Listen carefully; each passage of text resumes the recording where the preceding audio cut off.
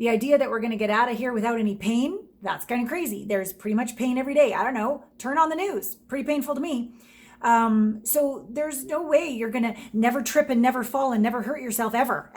Like living like that is clamoring for a fantasy that is indeed a fantasy. It's not reality.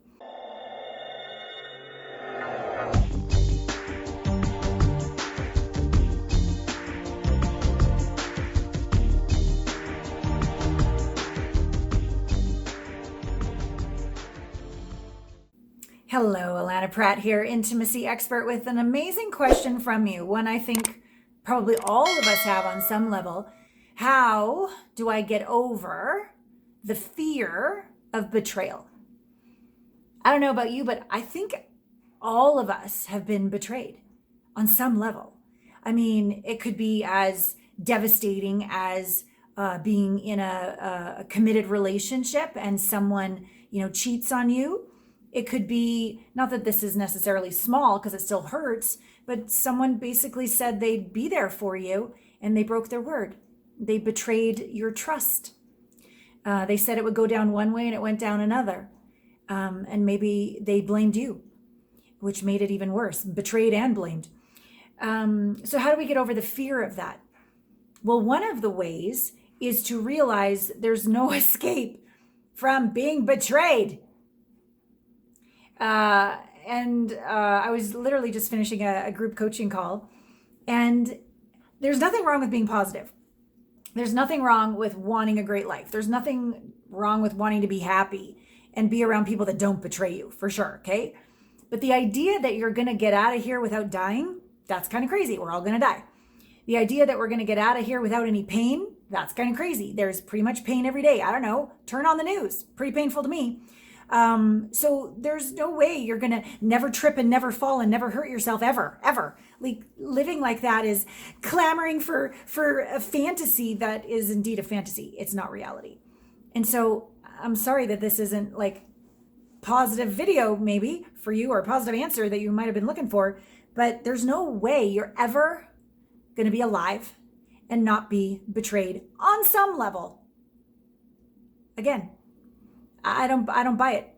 My geeky, scientific, always want to interview quantum physicists and figure out where can science support what my intuition is telling me, is that life is equal pain and pleasure.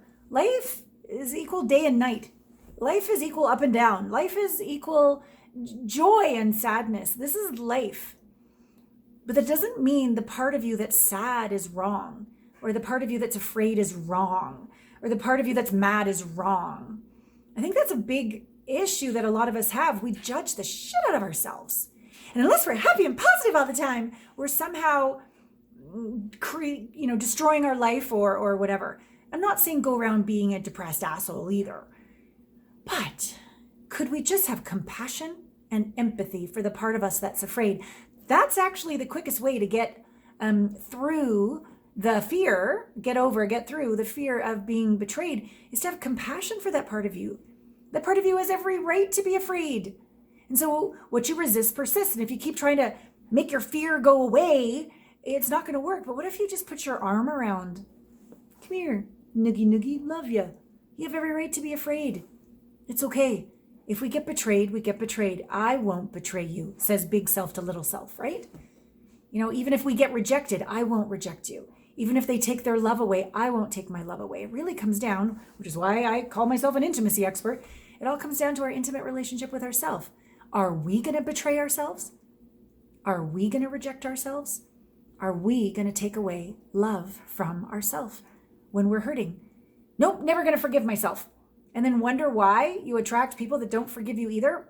The inside creates the outside every single friggin' time. And so what if the question shifts from, instead of, what was your question? How do I get over my fear of betrayal? Maybe the question could be, how can I love myself whole, back into grace and presence, heart open, in the face of betrayal? Because that to me is the real key. We have thoughts, but we aren't our thoughts. We have emotions, but we are not our emotions. And if we're going to always let every circumstance and every fear that what could happen be bigger than us, we're going to be very small and live a very small life. So what is it going to take to be bigger than our circumstances, bigger than someone who betrays us, bigger than things not going according to plan? It takes an intimate relationship with yourself in the face of anything, which is what I strive to live, why I have tons of coaches and why I coach tons of amazing people. It is because that to me is something that no one and no thing can take away. Yeah, say something mean, but I won't then in turn say something mean to myself. I won't betray myself. That's power. And that means you're unstoppable, because you know that on learning how to ride a bike, you're going to fall down a couple times, but you're still going to learn how to ride the bike. That means relationships are going to hurt from time to time, but you're not going to not have a relationship, right? So this allows you to be unapologetic and unabashed and live with your heart open, is because on the days, which won't be every day, but will be consistently if you're alive on the planet, you're going to be disappointed. You're going to be let down. But there's no reason to stop or shrink, contract, hide, blame, live in fear. We can be bigger than all of this. And we love to talk about this, integrate this, heal this, empower this, grow as a community together. So I invite you to be in a community where it's safe to be real, where you are loved unconditionally without condition. And we learn how to integrate these emotions until things happen, but we just don't get triggered much anymore, right? Or the thing that always used to trigger you doesn't anymore. But that's not to say you get there and then you're some like perfect person. There's no such thing as perfect either. Perfectly imperfect, which means you have empathy and compassion for yourself and others. And I believe that will bring more love into the world.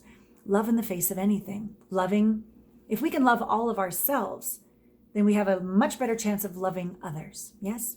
So I encourage you to go to allanapratt.com/connect and let us serve you. Let us contribute to you. Let us show you what your intimacy blind spot is, so you can take your power back in places that you wouldn't show up in life. You can.